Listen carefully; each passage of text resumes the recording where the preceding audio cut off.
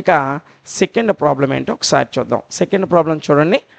Choose the correct choice in the following and justify. కిందనిచ్చినటువంటి వాటిల్లో correct అయిన చాయిస్ని ఎంచుకోమని చెప్పాడు. So 13th term of the AP, first AP ఎంత ఇచ్చాడు? 10, 7, 4 అనేటువంటి ఒక ఏపీ ఇచ్చాడు. అందులో 13th టర్మ్ అంట 97 అవుతుందా, 77 అవుతుందా, -77 అవుతుందా, -88 అవుతుందా అని అడిగాడు. సో దీన్ని ప్రాబ్లం చేసి ఆప్షన్ ABCDలో ఏ ఆప్షన్ రైట్ అవుతుందో చూద్దాం. ఓకేనా?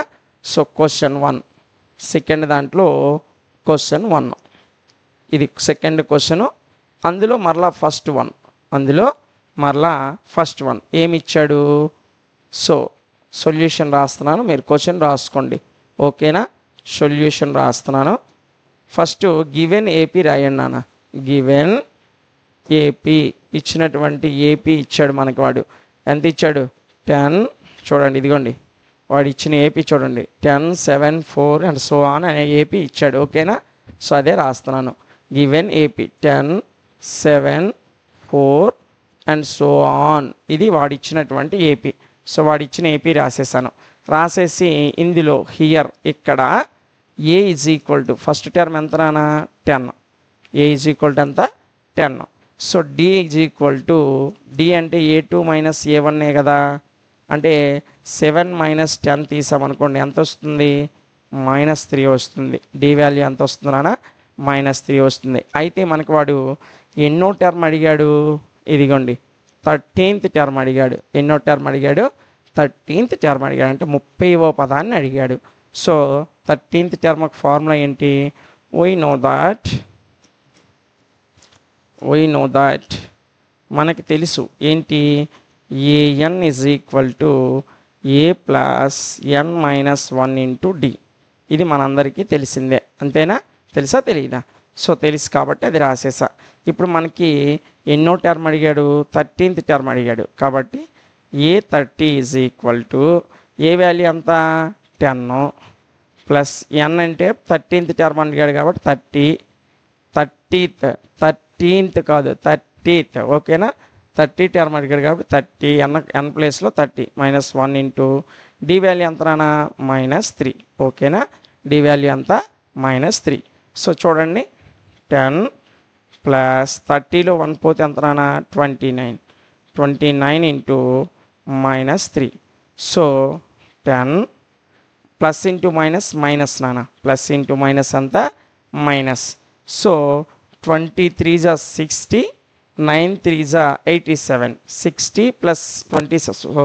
ఒక్క నిమిషం, 23 × 60, 9 3 × 27, మొత్తము 87. అంటే 29 3s ఎంత రానా? 87. ఇదిగోండి, కావాలంటే మీరు పక్కన మల్టిప్లై చేసుకోండి. సో 3 9 × 27, 2, 3 2 × 6 + 2 8, 29 3s ఎంత వచ్చింది నాన్న? 87 వచ్చింది. సో ప్లస్ ఇంటూ మైనస్ ఏంటి? మైనస్. సో -87. ఓకేనా? సో ఇప్పుడు జాగ్రత్తగా చూడండి నాన్న, ఇదేమో +10, ఇదేంటి? +10, అదేంటి? -87. సో -87 నుంచి +10 తీసేస్తే మనకి ఎంత వస్తుంది నాన్న? -77 వస్తుంది. అంటే 13th టర్మ్ ఆన్సర్ అంతా -77. సో ఇప్పుడు మనం ఏం చేస్తామంటే, ఇచ్చినటువంటి 4 ఆప్షన్స్లో -77 ఎక్కడ ఉంది? ఇదిగోండి ఇక్కడ ఉంది. So option C is correct. ఓకేనా? Option C is correct. కింద మీరు ఆప్షన్ సి ఈజ్ కరెక్ట్ అని రాసుకోండి. లేదంటే క్వశ్చన్ ఎక్కిస్తే ఆప్షన్ సి దగ్గర టిక్ పెట్టండి, అంతే. ఓకేనా?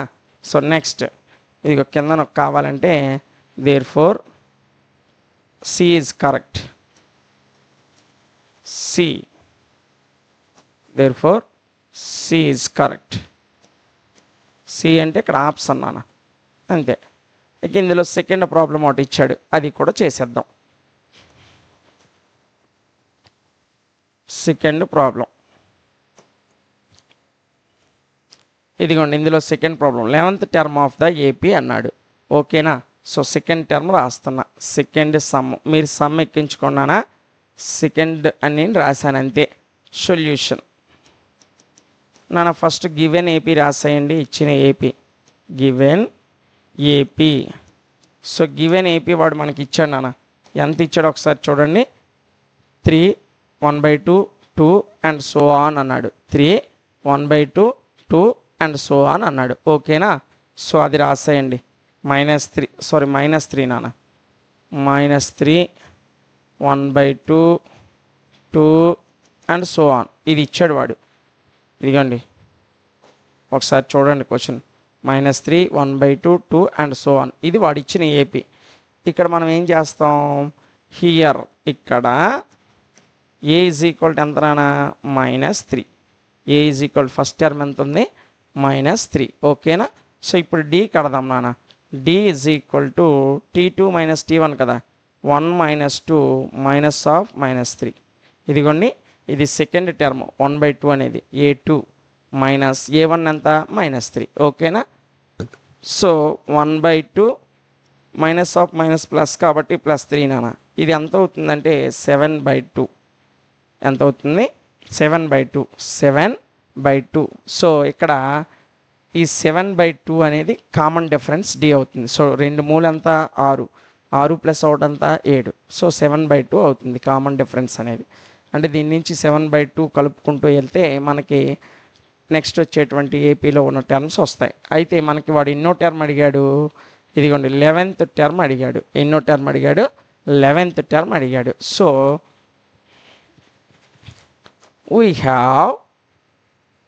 we know that అయినా రాయొచ్చు, we have అయినా రాయొచ్చు. we have an is equal to a plus n minus 1 into d. అంతేనా. an is equal to a plus n minus 1 into d. మనకి 11th టర్మ్ అడిగాడు కాబట్టి a11 is equal to a ఎంత నాన్న, -3 plus n అంటే 11th term కదా, 11 - 1 d ఎంత, 7/2. ఓకేనా. సో ఏ వాల్యూ సబ్స్టిట్యూట్ చేసాం, డి వాల్యూ సబ్స్టిట్యూట్ చేసాం, ఎన్ వాల్యూ కూడా సబ్స్టిట్యూట్ చేసాం. ఇప్పుడు చూడండి. సో జాగ్రత్తగా చూస్తే -3 11 - 1 ఎంత నాన్న, 10 ఇంటూ 7/2. అంతేనా. 11లో 1 పోతే 10 ఇంటూ 7/2. సో ఇవి రెండు క్యాన్సిల్ అవుతాయి. 2 1s 2 5s క్యాన్సిల్ అయ్యాయా లేదా. -3 ప్లస్ 5 7s ఎంత నాన్న, 35. ఇదంతా దేని వాల్యూ, A11 యొక్క వాల్యూ. ఓకేనా. ఇదేమో +35, ఇదేమో -3. 35లో 3 పోతే ఎంత అవుతుంది, -32 +32 అవుతుంది. So A11 is equal to 32 నాన్న. +35 నుంచి -3 తీస్తే ఎంత నాన్న, 32. సో ఆప్షన్లో వాడు మనకి ఎక్కడ ఇచ్చాడు ఆ ఆప్షన్ చూడండి. 32 ఎక్కడుంది ఆప్షన్స్లో, 28 22 -38 -48/2. సో 32 లేదు నాన్న. అంటే మనం ఆన్సర్ ఎక్కడో చిన్నది మిస్టేక్ అయింది, జాగ్రత్తగా చూడండి. సో ఏమో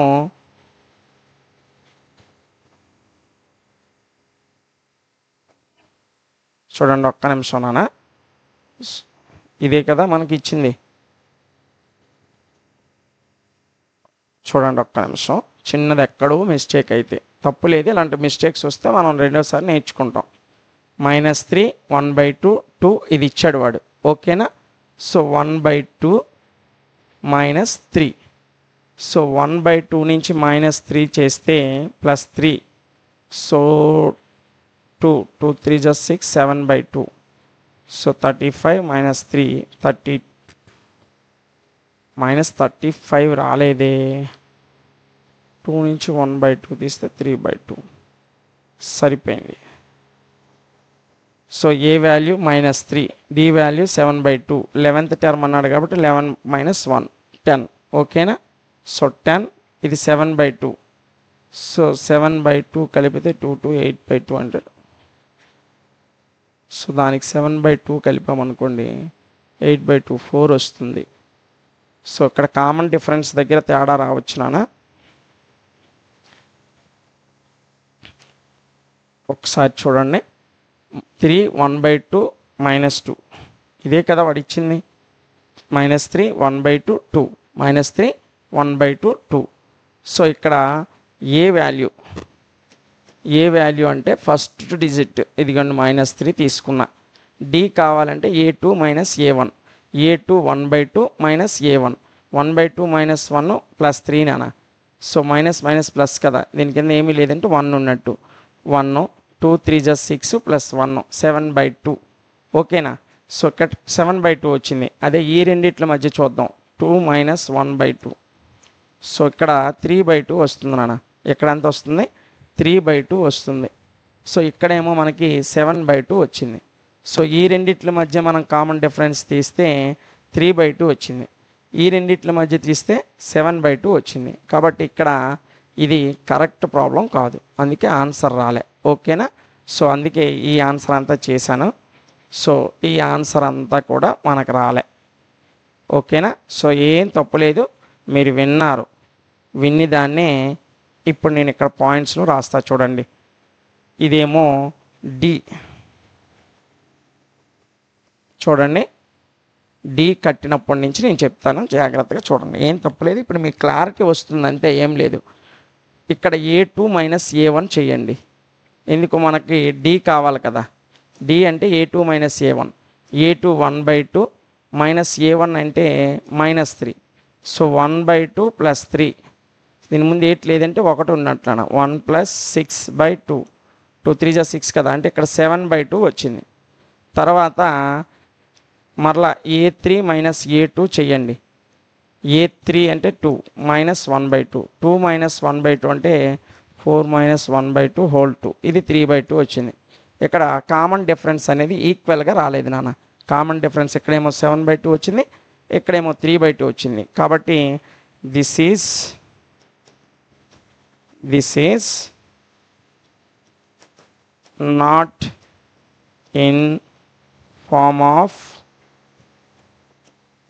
ఏపీ. ఇది ఏపీలో ఫామ్ అయి లేదు. బికాజ్ ఏంటన్నా, బికాజ్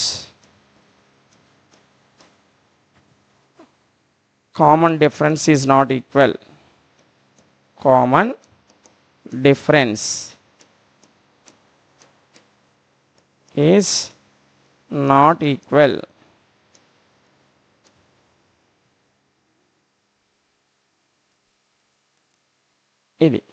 ఇది సెకండ్ ప్రాబ్లం యొక్క ఆన్సర్. ఓకేనా.